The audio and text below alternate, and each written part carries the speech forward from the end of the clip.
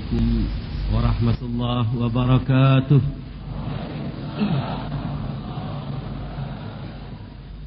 الحمد لله الذي نزل الفرقان على عبده ليكون للعالمين نذيرا، وهو الذي جعل الليل والنهار خلفة لمن أراد أن يذكر أو أراد شكورا. أشهد أن لا إله إلا الله وحده لا شريك له، له ملك السماوات والأرض ولم يتخذ ولدا ولم يكن له شريك في الملك وخلق كل شيء فقدره تقديرا. وأشهد أن محمدا عبده ورسوله أرسله شاهدا ومبشرا ونذيرا وداعيا إلى الله بإذنه وسراجا منيرا. اللهم فصل وسلم على هذا النبي الكريم والرسول العظيم سيد الغر المحجلين وقائد المجاهدين نبينا وقدوتنا وشفيعنا وقرة أعيننا محمد وعلى آله وصحبه وأنصاره وجنوده ومن أحيا سنته وسلك سبيله ونهج منهجه وجاهد في الله حق جهاده. أما بعد، فقد قال الله تعالى في كتابه العزيز: أعوذ بالله السميع العليم من الشيطان الرجيم. أومن كان ميتا فأحييناه وجعلنا له نورا يمشي به في الناس كمن مثله في الظلمات ليس بخارج منها كذلك زين للكافرين ما كانوا يعملون. Para hadirin hadirat, ikhwah wal akhwat rahimakumullah.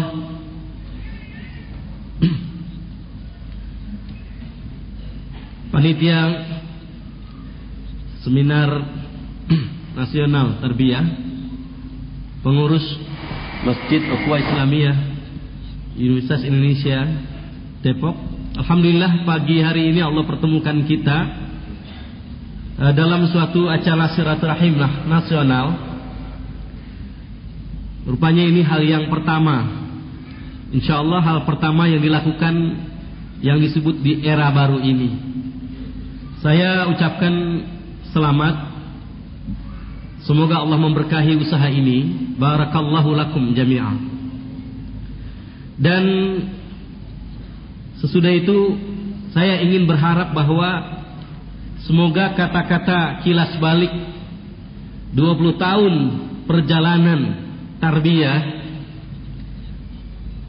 semoga makna yang dimaksud oleh panitia adalah 20 tahun pembaharuan tarbiyah Islamiyah, atau 20 tahun tarbiyah dengan T besar.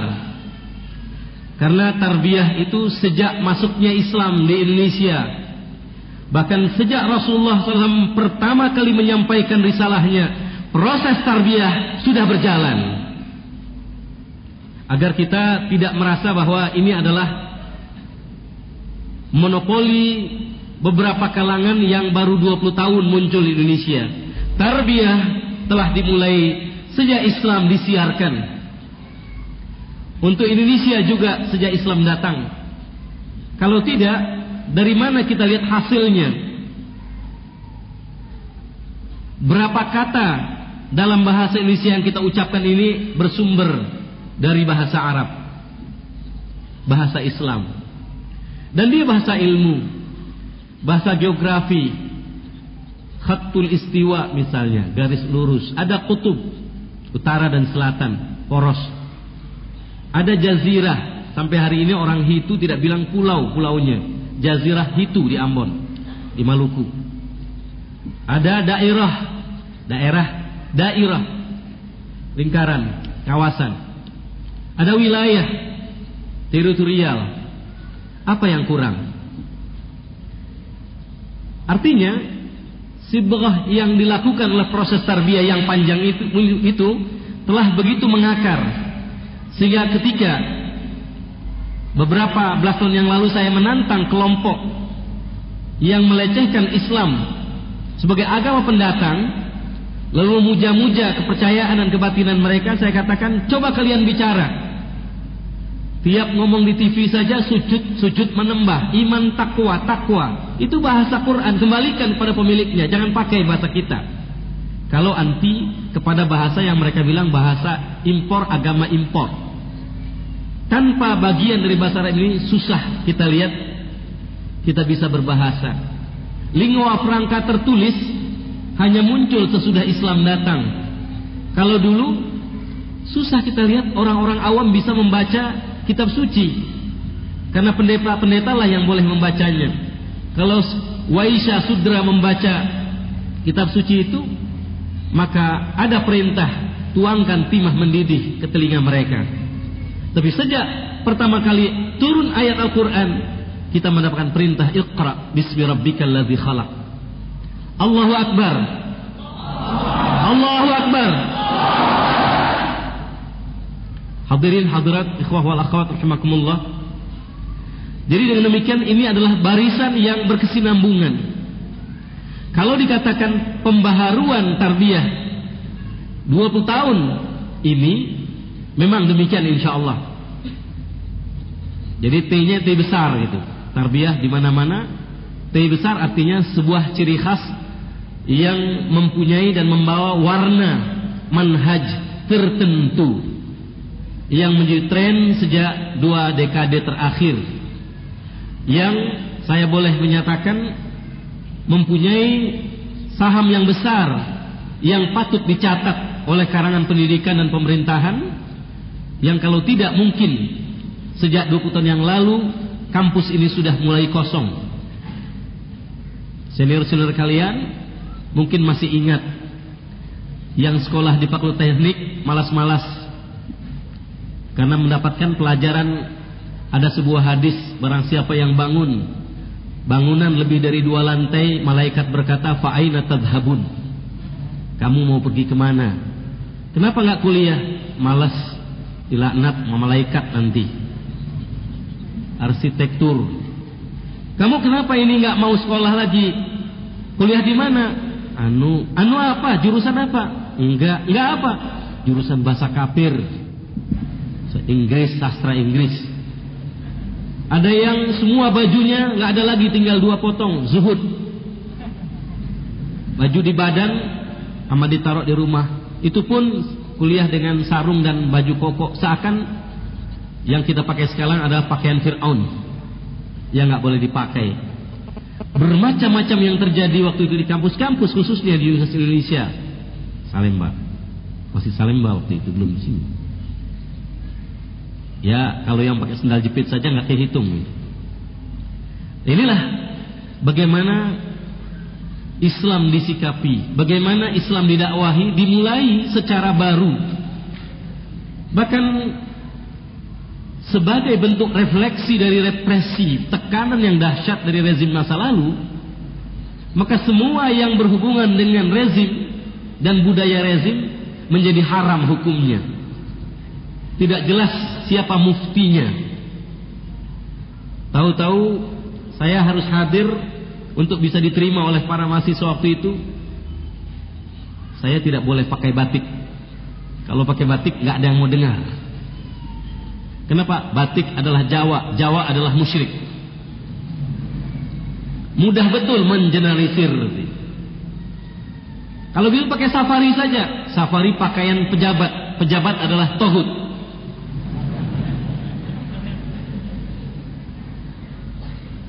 Tetapi memang itu satu hajat di waktu itu, adanya proses taksil, pemurnian, penjernihan, pengaslian, sehingga apa yang selain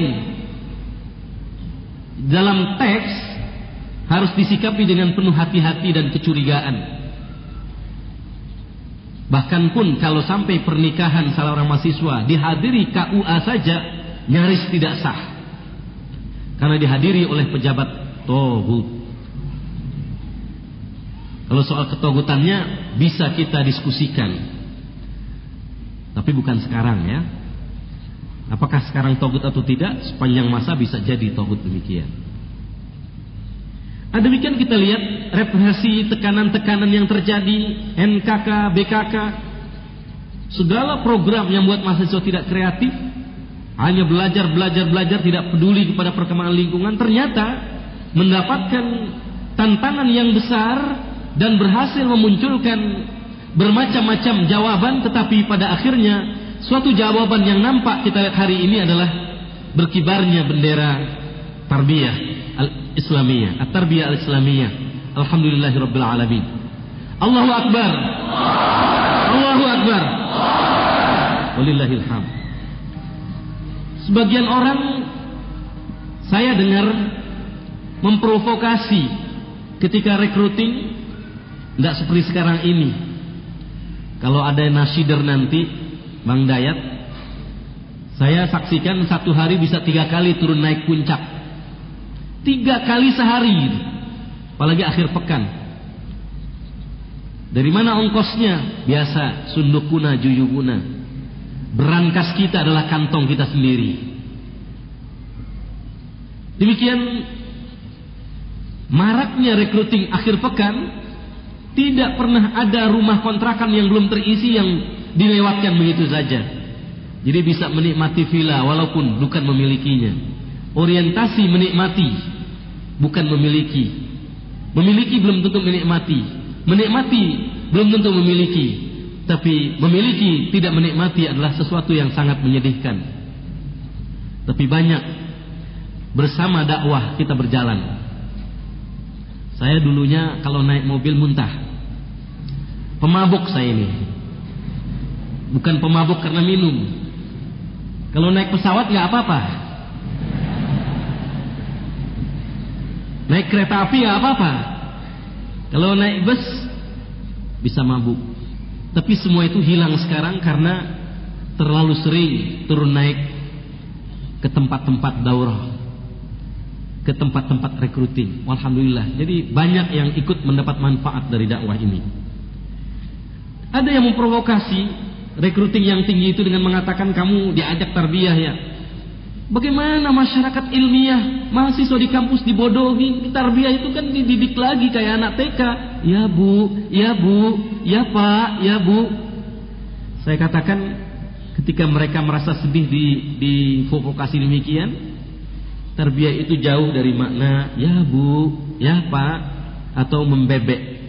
Karena sebenarnya tarbiyah itu bisa termasuk pada dunia dewasa dan bukan hanya dalam bentuk dikte-dikte, ceramah-ceramah, tapi dalam berbagai bentuk. Rabba yurabbi, rabba yarbu asalnya, rabba yarbu, artinya mengembang, tumbuh, seperti tunas mengeluarkan daun, menumbuhkan akar, mengokohkan batang rantingnya, batang, dahan dan rantingnya. Kazara'in akhraja syata'ahu fa'azarahu fastaghla wa fastawa ala suqih. Seperti satu benih yang menumbuhkan tunas dan lembaganya. Makin mengeras dia, makin kokoh di atas batangnya. Yu'jibuz zurra, mengagumkan bagi banyak petani. Kalau sekarang benih tarbiyah sudah tumbuh, banyak petani-petani, dai-dai di mana-mana menjadi terheran-heran. Yu'jibuz zurra, dari mana datangnya mereka? Dulu tidak jelas dari mana, dari lubang semut atau di bawah akar pohon pisang. Dari got keluarnya tahu-tahu begitu banyak muncul. Tahun 81, 82. Begitu banyak para akhwat terpaksa keluar dari sekolah mereka di SMU karena memakai kerudung, memakai busana muslimah. Gedung sekolah, semua peralatan sekolah termasuk departemen pendidikan yang dibangun 90% dananya dari pajak umat Islam harus mengusir putri Islam karena mereka menggunakan busana demi melaksanakan perintah agama mereka. Ada saja yang datang, Ustaz bagaimana ini? Ya, kumpulkan dana terus sampai mereka bisa disekolahkan, dibiayai masuk sekolah swasta. Terkadang sekolah-sekolah Islam pun banyak yang menolak, kecuali kalau bayar penuh, tidak ada diskon. Pemuda-pemuda, mahasiswa-mahasiswa yang uang jajannya tidak seberapa, mengumpulkan dana itu. Alhamdulillah selamat. Jadi kalau nanti kita lihat butiknya Ida Royani, Ida Leman, Ana Rufaidah, boleh kita bukan menghujat, Mbak ingat-ingat ya dulu ketika susah jilbab masih dilarang, ada pejuang jilbab sampai larangan ini dicabut, dan sekarang orang banyak menggunakannya di mana-mana. Cuma kalau dulu motivasinya hanya satu, yaitu ibadah kepada Allah, sekarang macam-macam motifnya. Ada yang karena mode, ada yang karena bintang film aja pakai, apalagi saya pengen kayak dia, artis itu, artis Ramadan, presenter. Jadi wajar kalau mereka potongan lah. Ingat-ingatlah, kalau dulunya itu dengan susah payah diperjuangkan, yang sudah dipecat banyak, punya anak 4, 5, ya, mereka telah berkorban besar. Sekarang bukan tidak ada artinya, tapi memang berlaku la yastawi man anfaqa min qablil fathi wa qatal wa kullu wa'adallahu al-husna. Tidak sama orang yang berinfak dan bertempur sebelum Futuh Makkah dengan orang yang ikut berjuang berinfak sesudah Futuh Makkah. Wa kullu wa'adallahu al-husna. Masing-masing Allah janjikan kebaikan di sana. Jadi semua ibadah dan semua terkait dengan niatnya. Ada yang mode, ada yang ikut enak saja, dan lain-lain. Jadi bukan dikte. Raba yarbu, ada tumbuh berkembang. Tarbiyah mengembangkan energi, potensi yang ada. Kalau dengan tarbiyah ini berjalan, potensinya tidak berkembang, yang penakut jadi penakut, di tengah seminar yang besar nanya nggak berani, ajukan pendapat nggak berani, yang ada gergetan saja, gondok aja, kesel saja, berarti tarbiyah ini nggak berhasil. Dia harus menghasilkan pemuda-pemuda yang cepat berpikirnya, tidak telmi. Innallaha astafa'u alaikum, Allah pilih dia, suci hatinya. Wa zadahu basatan fil ilmi, cerdas akalnya. Wal jismi, tegar, kokoh jasadnya. Harus ke sana munculnya. Jangan sampai ketinggalan berita, ketinggalan analisis. Kenapa? Karena adanya satu terobosan yang baik, berkah. Sepanjang 20 tahun ini berjalanlah proses tarbiyah ini dengan metode yang ketika dilihat oleh beberapa kalangan kelas dunia, dakwah ini pakai ini bagaimana ini? Satu buku yang tebal diringkas dalam beberapa baris, panah sana, saya bisa nafsirin panahnya aja. Sampai mereka katakan uqulukum muqannanah. Akal kamu itu sangat sistematis. Seorang mahasiswa bisa hafal luar kepala, apalagi kalau sudah 10 kali ngasih materi. Muqawimat Nahdlatul Ummah, As-Sahwah, ya, Al-Basirah, terus. Bagaimana luar kepalanya itu mudah, uqul muqannanah. Tetapi ternyata mengandalkan pola itu saja tidak menghasilkan kreativitas. Seandainya kita hanya diam nongkrong, karenanya perlu ada tarbiyah dzatiyah. Tarbiyah dzatiyah, swadidik diri, yang tidak harus selalu mendengar, tapi mengembangkan, membaca. Bagaimana mungkin kitab sucinya turun pertama dengan Iqra, tapi orangnya nggak pernah membaca? Taunya ini memanah melulu. Perlu dikembangkan agar apresiasinya, agar sense zauk tarbawinya itu muncul. Jangan sampai kering. Karena untuk sekarang ini tidak cukup mengandalkan itu. Makna syahadah ini uraiannya. Ma'rifatullah, Rabban, Malikan, dan seterusnya. Kita lihat perlu ada talaqi, kajian membaca hadis, membaca tafsir.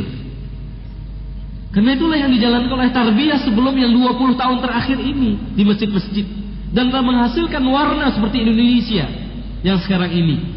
Darah yang terbanyak tertumpah membasahi negeri ini adalah darah para santri, para ulama, para syuhada dan pahlawan. Tidak mungkin mereka demikian kalau tidak ada proses tarbiyah. Kemudian percobaan tarbiyah, eksperimennya dimulai di berbagai wilayah kepada ormas-ormas kepada pesantren-pesantren. Dulu banyak dikirim buku-buku karangan misalnya Abdul Hasan Ali An-Nadawi rahimahullah, Syahid Sayyid Qutb rahimahullah, Syekh Hasan Al-Banna rahimahullah, dan seterusnya.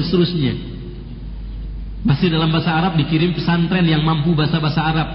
Setahun, 2 tahun, 3 tahun ditanya, udah baca? Belum. Kenapa nggak dibaca? Nggak kuning, nggak berkah.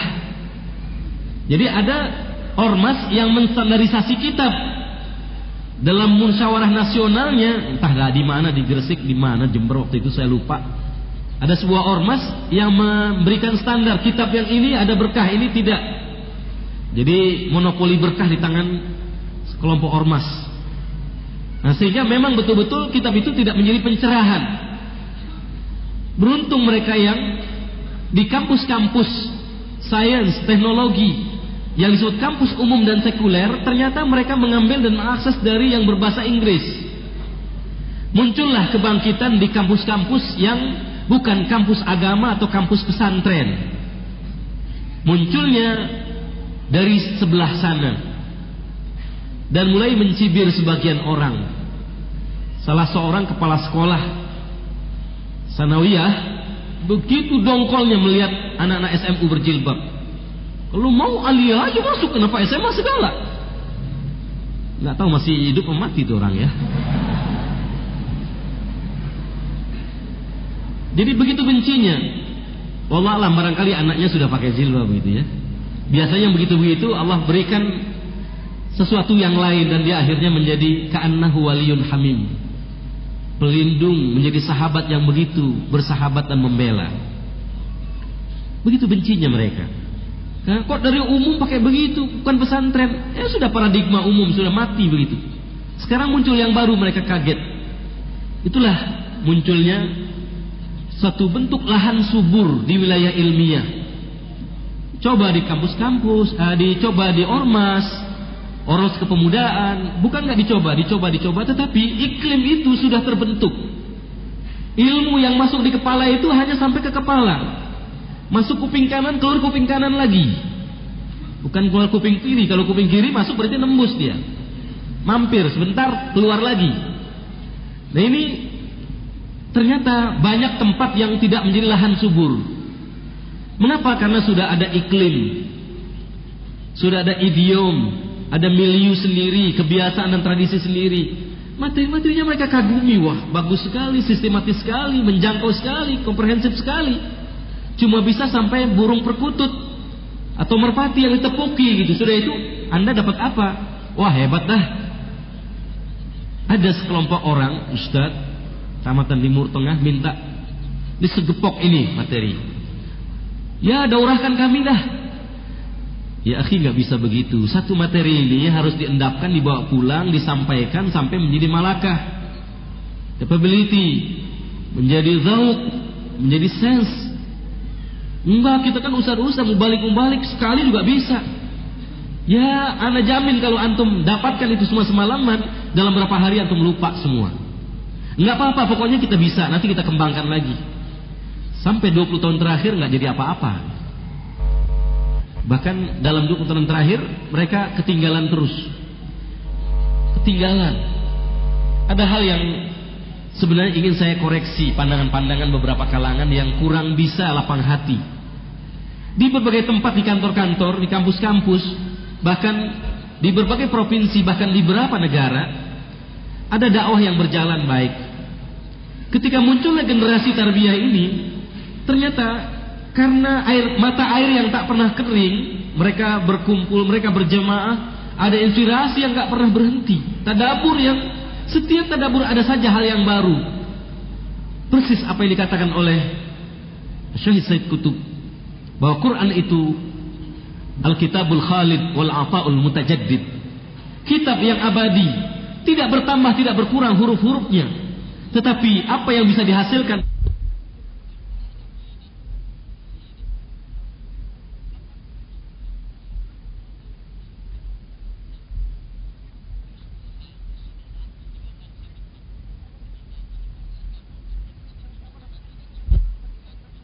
nggak pakai ngelamar, di Uber itu namanya. Barangkali, minta dong tolong bikin hubungan ke televisi supaya kita bisa tabligh di sana. Tidak, justru sudah bisa nolak. Udah sibuk nggak bisa lagi lah, sorry aja ya. Allahu Akbar. Jangan sampai kita riya. Ini syukur tahaddusan bi ni'matillah. Karena memang perputarannya, dinamikanya memang tidak kering-kering, mesti demikian.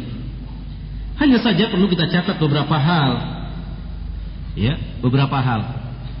Tadi di dunia sains awal-awalnya memang paling banyak teknologi sains, ya, IPA segala macam bentuk-bentuk yang akrab dengan ayat-ayat Allah kauniyah.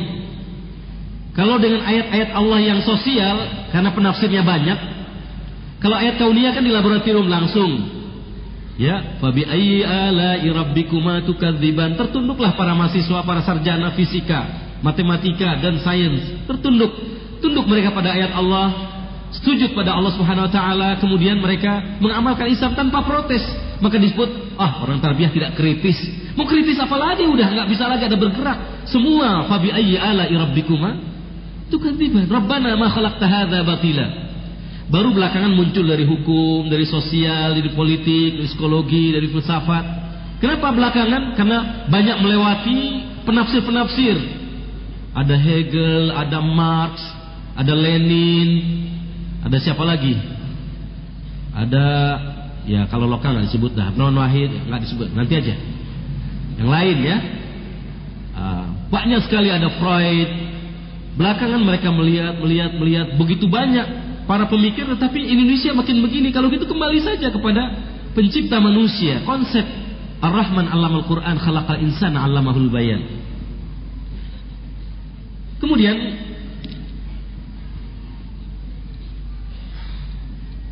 masa kini masuklah mereka-mereka yang terkurung di segi 4 kamar kecil, di mana keputusan-keputusan nasional diputuskan dari kamar yang tidak lebih dari 2 meter kali 2,5 meter. Terpuruk, ya, susah, tiarap. Mengapa? Sebab terutama sebelum dan sesudah peristiwa Tanjung Priok, masjid tidak kondusif lagi untuk muncul, kecuali untuk melakukan beberapa bacaan yang tidak jelas maknanya. Memang ada bacaan yang berjalan sampai hari ini. Dari radio Asyafiyah dimulainya. Ketika para tokoh ulama termasuk Pak Natsir, Allah yarham, tidak bisa memberikan apa lagi. Kami sudah ngomong, kami sudah sampaikan, tapi keadaan tidak berubah. Umat Islam makin dilecehkan, makin dianiaya. Orang lain makin gentayangan, melakukan tindakan arogansi mereka. Sampai keluarlah tahun 72, 73, 72. Satu bentuk doa yang sampai hari ini dibaca. Yang membaca dengan yang didoain sama-sama nggak paham.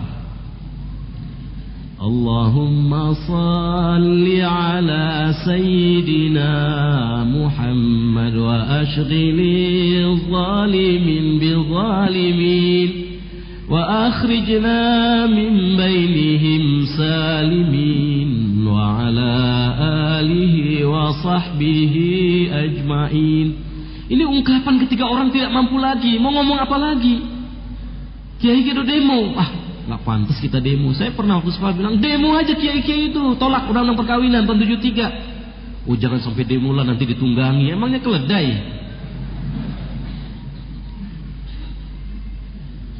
Nah, yang ada akhirnya berdoa mereka. Tanpa ribut-ribut, doa dimunyikan sampai hari ini berbunyi, ya Allah, sampaikan salawat kami pada pemimpin kami Nabi Muhammad. Sibukkan orang zalim dengan tangan orang zalim lagi. Inti mau tidur, kami nggak mampu lagi ya Allah. Ashghilil zalimin biz zalimin. Walaupun cukup panjang masanya, memang akhirnya Soeharto jadi sibuk oleh Beni. Soeharto sibuk oleh pengikut-pengikut setianya dulu, digoncang dan digoyang. Wa ashghilil zalimin biz zalimin. Dan terjadi umat Islam dikabulkan. Panjang sekali doanya. Masa doa itu, wa akhrijna min bainihim salimin. Keluarkan kami dari kezaliman mereka dengan selamat. Ya Allah, sampaikan juga salawat ini pada kerabat, pada keluarga beliau, pada pengikut beliau. Nah inilah Masuk kemudian sesudah kira-kira berjalan 10 tahun, mulai mihwar sya'bi, era berinteraksi sosial, muncul yayasan-yayasan, dipuncaki mulai tahun 90-an, 80 sudah mulai yayasan muncul. Ada lagi sekolah terpadu, apalagi istilah baru ini. Ternyata yang tidak populer mulanya sekarang banyak orang tidak bayar franchise-nya, bikin aja spanduk sekolah Islam terpadu, sekolah dasar terpadu, taman kanak terpadu, entah di mana terpadunya, wallahu alam. Nah, inilah produk tarbiyah dan orang-orang tarbiyah. Alhamdulillah. Tapi bukan berarti ini sempurna, ini sebuah eksperimen. Insya Allah diberkahi Allah Subhanahu wa taala. Kemudian masuk lagi mihwar muassasi, kelembagaan. Sebelum itu terjadi awal 98,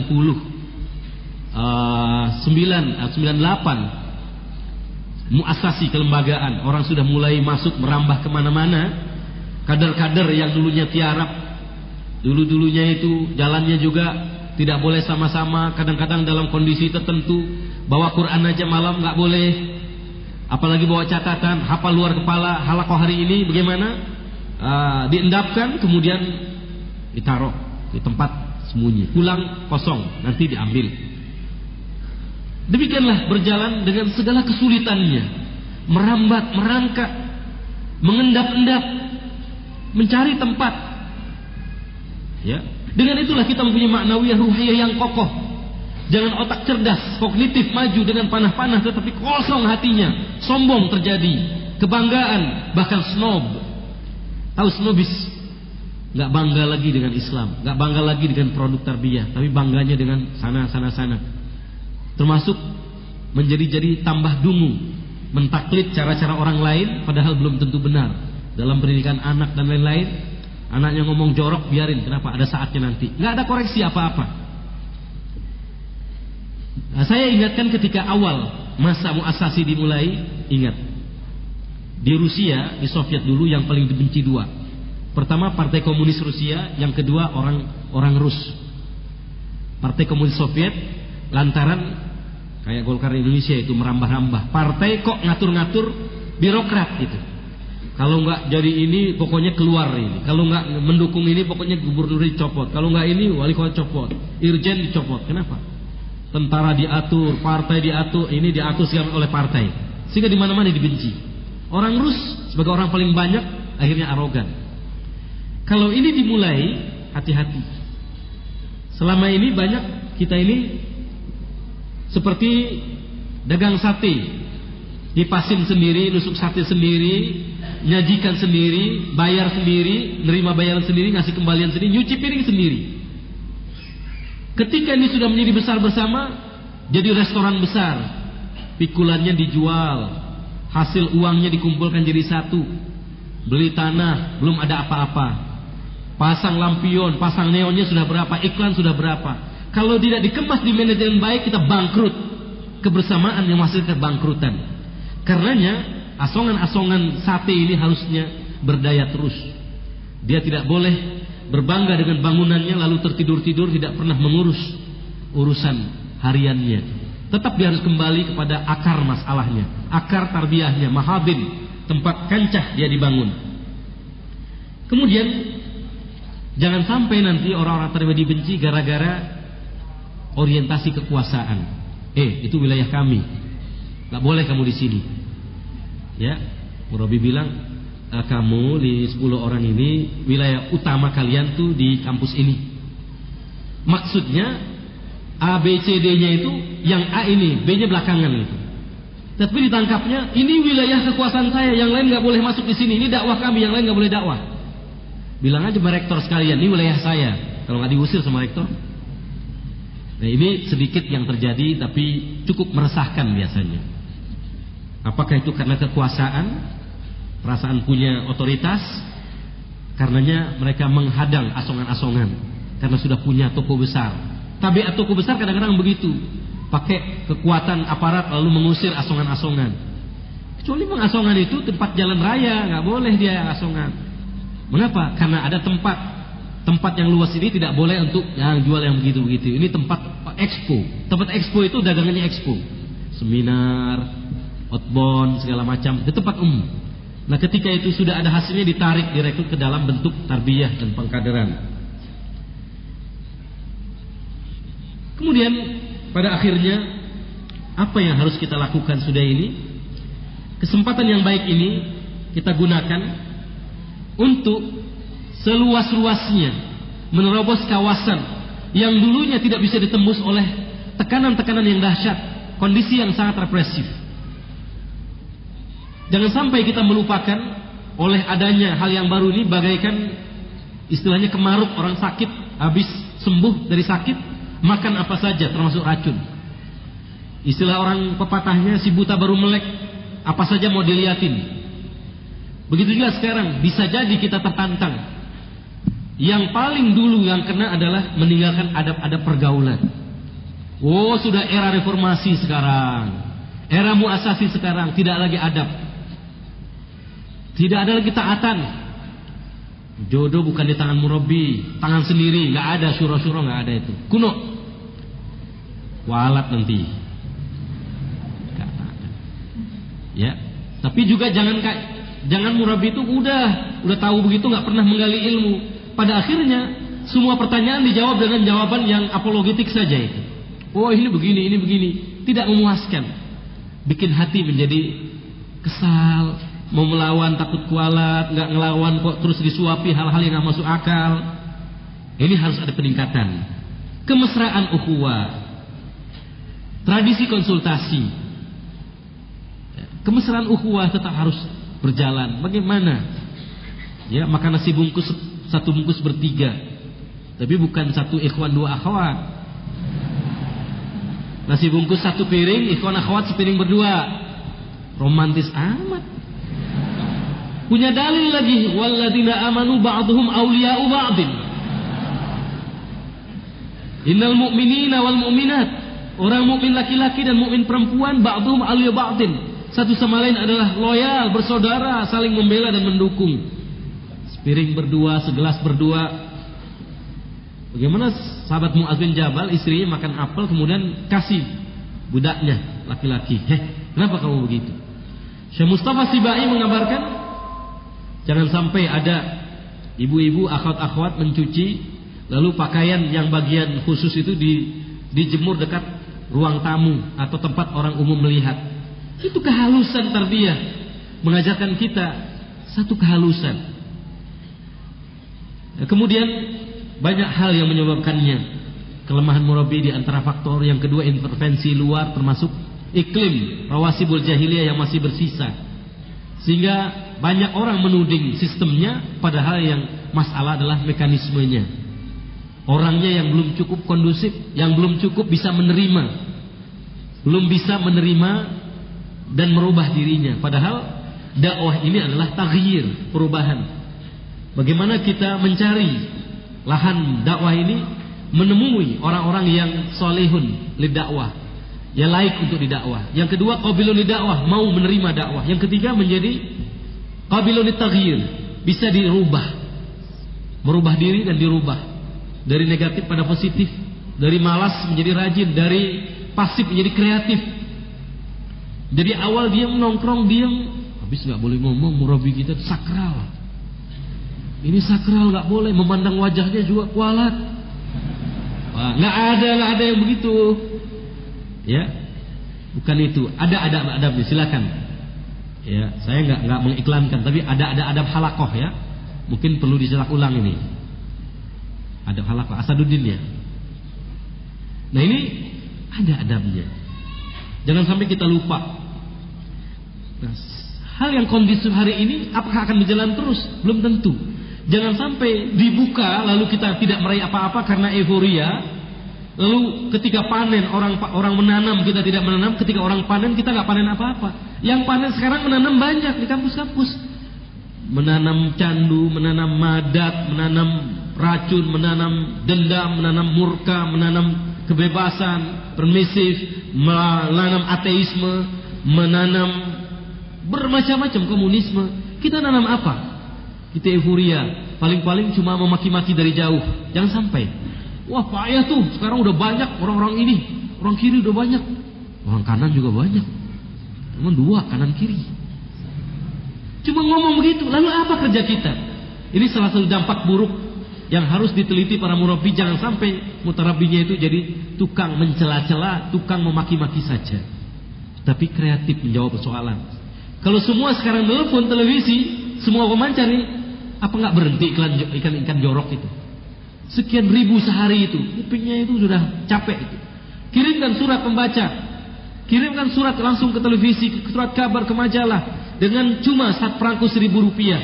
1.000 perak nggak laku lagi untuk beli bakso. Sekarang bisa dikirim. Lihat dari ujung sana ke ujung sana. Setiap hari bisa jajan 1.000 rupiahnya itu bisa disisihkan. Dan ini dakwah yang bisa merubah. Tidak hanya menggerutu payah-payah sekarang. Ya ini reformasi apaan, bohong-bohongan. Anda bagian dari reformasi, bohong-bohongan juga nantinya.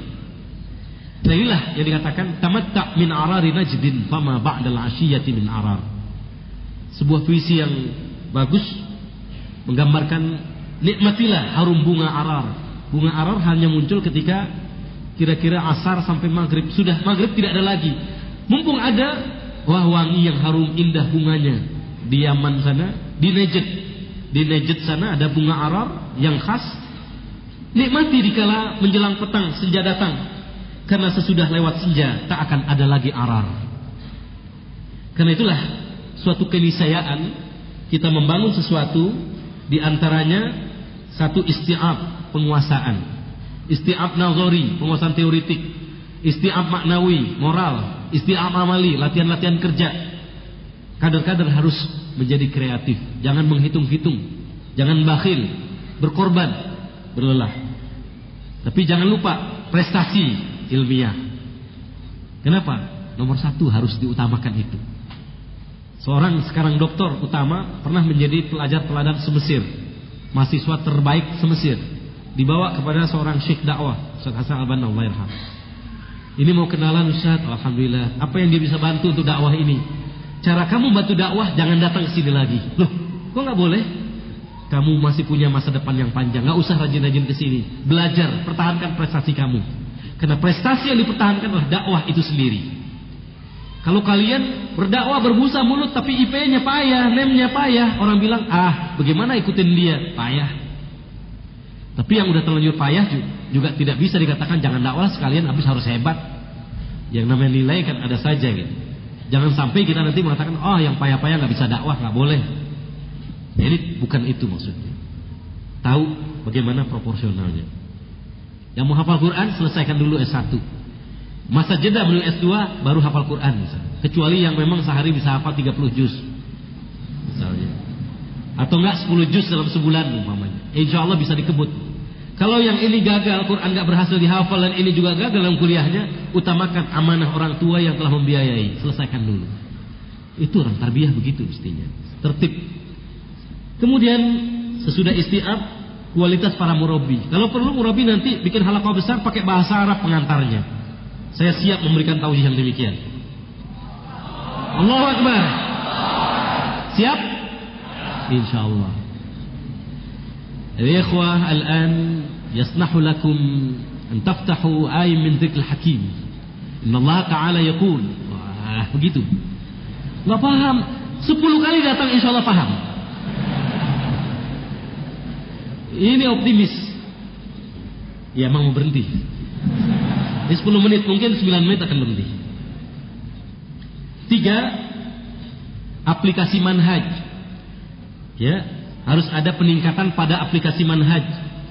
Ada skema yang meringkas, tetapi juga ada pengembangan-pengembangan. Setiap kader harus punya halaqah membaca hadis. Ya, saya membuka halaqah hadis sekarang ini Syama'ilur Rasul. Jadi ada 4 pengajian di Islamic Center Iqra itu. Ada akidah, perhidayat, pekan pertama saya hadis, pekan kedua tafsir, pekan ketiga Dr. Satari, dan sirah Ustaz Muhammad Ishaq. Hadisnya sekarang yang sangat penting bagi para kader dan umat. Bagaimana mungkin Allah mengatakan wa azwajuhu ummatuhu, an-nabi aula bil mu'minin. Nabi lebih dekat pada orang mukmin daripada diri mereka sendiri, pada diri mereka. Sedangkan istri-istri Nabi adalah ibu-ibu mereka. Kalau istri Nabi adalah ibu-ibu kita, Apakah tidak berarti Nabi bukan ayah kita, bukan ayah kandung, tetapi bapak? Orang bilang bapak spiritual. Sekarang masuk pada bab syama'il, sifat-sifat Rasul, jalannya, ngomongnya, mendidiknya, diplomasinya, tidurnya, doanya, sujudnya, rukuknya, semuanya dari semua segi. Kana Rasulullah. Metode itu harus memperkaya. Jangan puas hanya dengan panah-panah. Ini kita kaya kognitif di sini, tapi afektifnya payah, ruhiyahnya payah. Gampang patah, gampang putus asa, gampang cepat marah, gampang ngambek, berhenti, mutung. Ya, ntar saya berhenti juga nih. Ntar didatengin, saya lagi diilaj nih.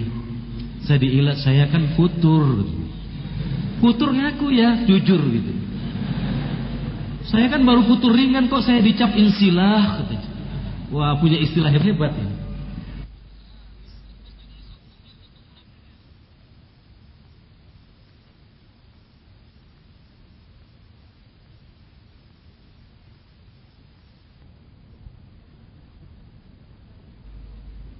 Saya kan baru futur ringan kok saya dicap insilah.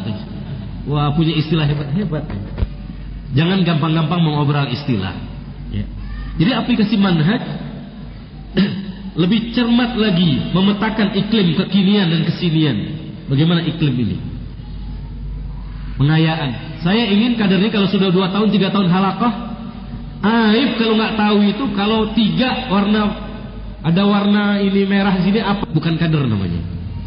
Nggak tarbiyah yang begitu.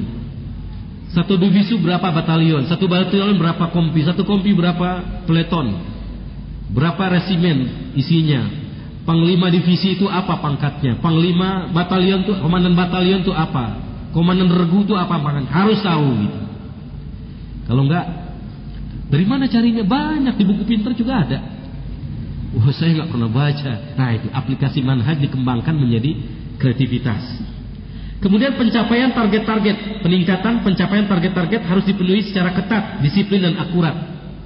Ketat, disiplin dan akurat ini ada record. Bukan hanya asal ngisi pergi, tapi punya catatan, peningkatan segala macam, sehingga kelaikan-kelaikan kita memerlukan sekian jurnalis, sekian editor, sekian banyak penyiar radio, sekian banyak penyiar televisi, sekian banyak tenaga ahli. Ya. Banyak. Tapi tidak perakit, tidak itu perakit nanti, bukan itu. Kalau perakit di sungai ya, kalau perakit yang meledak petasan. Kita memerlukan banyak tenaga ahli. Kalau yang begitu udah kuliahnya udah tahu masalah-masalah begituan. 5, pemeliharaan orientasi harus selalu kepada keasolah, keaslian, ke Quran dan ke as-sunnah. Dulu kita dapat Quran, hadits langsung dengan Rasul Bayan. Tidak ada penyebutan figur. Kita mau kemana? Kita ini organisasi apa sih? Kita tuh jamaah apa sih? Pokoknya ni qala Allahu, ni qala Rasul. Enggak ada yang nanya itu. Ketika sekarang banyak ini jamaah ini tokoh-tokohnya ini, bisa jadi ada kader karbitan.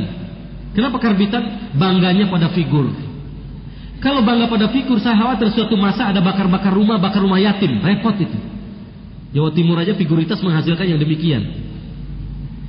Jangan lagi kita itu, ya walaupun sudah ada penyebutan ini orang dakwah di kelas dunia, dakwah di kelas Indonesia, tapi bukan figur itu. Qala Allahu qala Rasul. Kembali pada as-shalah. Dulu bertahun-tahun orang nggak nanya kita mau kemana. Duga-duga aja. Kok kayaknya sama dengan buku yang saya baca. Nah, kreatif. Ya sama nggak sama, pokoknya Qurannya sama itu. Mau kita itu atau bukan, jangan, itu nggak penting. Yang penting bahwa kita ini sedang mengkaji Quran dan Sunnah. Kemudian, ya komitmennya itu harus dibangun di atas dasar kepada keaslian. Yang berikutnya, yang terakhir ini, kecerdasan, agar kita tidak jadi satpam yang bergadang malam hari menjaga orang dan siang tidur sepanjang hari. Artinya apa? Kita menjadi gawang, penjaga gawang hati nurani umat, ya, baik akhlaknya, baik budinya, dipuji karakternya, tidak sogok, tidak suka suap, sogok, KKN, kolusi, money politik nggak ada. Jadi puji hebat lah pokoknya, mereka hebat, bangga. Tapi apa? Tidur terus. Kayak satpam malam jaga, siang tidur terus. Kenapa? Ini nggak tahu, ini nggak ngerti. Apa sih yang terjadi di Burundi sekarang? Apa sih yang terjadi di Palestina sekarang? Ya, siapa syahid yang terakhir? Berapa tahun umurnya? Berapa bulan usianya? Apa yang terjadi di sana? Nah, begitulah. Itu apa maknanya orang Yahudi berdemonstrasi memaki-maki Ariel Sharon? Mereka bilang kami Yahudi tapi bukan Zionis. Nah, itu apa maknanya? Nggak tahu, saya belum baca. Kamu punya komputer? Iya. Ada internet? Ada. Kok nggak buka? Emang ada perintah? Ya, nunggu perintah. Nah, ini tidak cerdas jadinya. Saya pernah mengarahkan, bukan di sini tapi dari elemen sini gitu. Kalian udah masuk kemana? Udah subur lah di Rohis banyak. Rohis, selain Rohis kan ada apa banyak? Kumpulan ilmiah remaja, pencipta alam, ini itu segala macam. Masuki semua. Emang boleh? Loh, saya bilang emangnya nggak boleh. Dari kapan larangannya itu? Kami takut. Takut apa? Takut terwarnai. Loh, kalau iman takut terwarnai oleh kufur, apa artinya dakwah? Jangan hanya berpikir bahwa kawasan-kawasan hidayah ini akan dimasuki. Kita harus memasuki kawasan gelap. Lihat betapa dulu sulitnya kampus-kampus sekuler, kampus-kampus sekarang sudah berubah menjadi seperti ini. Mengharapkan orang begitu banyak di kampus kayak begini sukar. Tahun 81 ngumpul 5 orang, berapa orang, sepi, nggak ada itu, jarang terjadi. Sekarang mayoritas di mana-mana. Ikatan dokter di Pakistan itu 90% dari kalangan. Di Mesir 90%, bisa 95% insinyur, dokter. Ikatan itunya, senatnya dikuasai mereka. Di Pakistan pun demikian. Dulunya apa kecil-kecil, sekarang besar. Tapi jangan lupa kecerdasan. Cerdas dalam bicara, cerdas dalam memahami, dan cerdas juga dalam komunikasi. Kenapa? Kita sudah masuk sekian belas tahun sekolah, akhirnya kehilangan bahasa kontak dengan masyarakat kita. Umat kita nggak paham yang kita maunya apa. Umat nggak paham apa yang kita inginkan. Jangan sampai kita tanakudat, ya, berada di satu tempat yang orang menginginkan, sementara kita pergi lagi karena tidak puas. Atau kita dibanggakan orang karena beberapa hal, tapi tidak dibanggakan karena informasi dan pemecahannya. Kadang-kadang tentang disiplinnya. Kenapa? Terlalu banyak afwan ya akhi. Datang terlambat, afwan ya akhi. Store majalah terlambat, afwan ya akhi. Store ini, afwan ya akhi. Afwan melulu. Afwan itu bagi orang yang diminta maaf, dia memberi afwan. Ya, kalau yang melakukan salah, afwan melulu, entar nggak akan merubah diri. Sekarang kita harus lebih disiplin. Kalau contoh figurnya, bayangkan, ini sudah baca yang terakhir ya, belum 9 menit nih. Dalam risalah pergerakan ada disebut, ya, sedikit orang yang tahu bahwa kader-kader tarbiyah, saya ganti istilahnya itu. Kader, salah seorang kader ini keluar dari bengkel tempat dia kerja. Bengkel, bukan kampus, bengkel dia, tukang las, bikin furniture. Dia keluar dari kantornya, dari bengkelnya itu hari Kamis, petang hari. Karena liburnya waktu itu di sana hari Jumat. Tiba-tiba Isya dia sudah memberi daurah di hadapan sekian ratus orang, sekian puluh kilometer dari kotanya. Kemudian besok pagi dia sudah memberikan kuliah subuh di sekian ratus kilometer tempat. Dan Jumat siangnya sudah khutbah Jumat sekian ratus kilometer lagi. Malam Sabtunya, asar hari Jumat dia memberikan arahan pada mukhayyam, pada camping yang dihadiri ratusan pemuda dari berbagai kabupaten. Kemudian Isya'nya dibikin daurah yang luar biasa, mempengaruhi dan menimbulkan pengaruh besar dan perubahan pada syabab, pemuda-pemuda dan kader yang ada di tempat-tempat itu. Dan besok pagi sudah ada di bengkelnya, jauh sebelum datangnya buruh-buruh yang lain. Dia datang dengan wajah yang cerah, ceria, segar, walaupun lelah, tetapi dia penuh semangat dan kebanggaan. Seperti itulah kader seharusnya, profil unggulan yang dibanggakan, pada saatnya cerdas. Ingat bagaimana tukang furniture yang diejek, ya udahlah, kalau saya ceritakan nanti nggak beli bukunya ya. Di mana itu adanya? Memoir ya. Nah, bagaimana dikatakan? Ya, pokoknya selalu dialog-dialog kader itu cerdas dan telak. Itu cirinya. Kalau masih tell me, Ya, insya Allah telminya itu karena mikir. Ini mungkin arahnya jalan lain, wali kali gitu ya. Ya, doanya yang kita harapkan ya. Ya, akhi doain kita aja lah. Demikian, mohon maaf. Allahu Akbar. Allahu Akbar. Walillahil hamd. Semoga ini merupakan tanda cinta kasih. Aku qauli hadza wa astaghfirullahaladzim li wa lakum. Assalamualaikum warahmatullahi wabarakatuh. Assalamualaikum.